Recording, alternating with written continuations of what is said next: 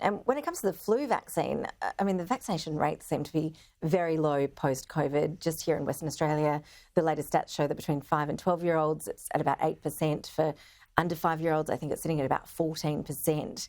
That's really low, isn't it? Especially considering that WA and for that matter, most states around the country have programs of free vaccination for kids. Yeah, look, flu vaccination for kids is so important. You know, there's a reason why it's recommended and free because, you know, it costs the health system so much to have these poor kids hospitalised with flu every year. But you're right, there is a bit of, I don't know whether it's so much hesitancy as just people are a bit tired of vaccinating sometimes, I think, especially, you know, with COVID and boosters and in some ways, I think, yeah, we're seeing a bit of vaccine fatigue in the community. And as someone who's been really pushing for awareness and advocating for kids to get vaccinated, how have you found that in terms of coming up against the anti-vaxxers, people who really get quite passionate about their views that this isn't the right course of action? People do get very opinionated about immunisation.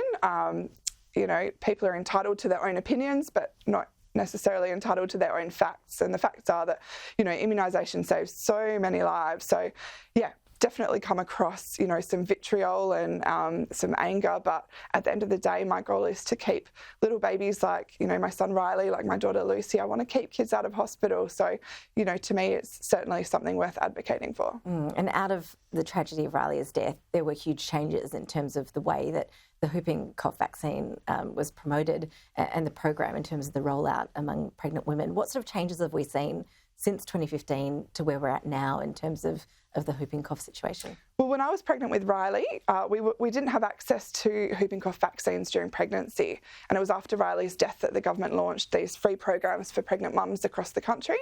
So now I think in WA, where I am, we report some of the world's highest pregnancy vaccination rates. Around 3/4 of mums choose to have a pregnancy vaccine and trust and protect their baby in that way. So some really good figures to start off with, but something that we can still, you know, try to improve.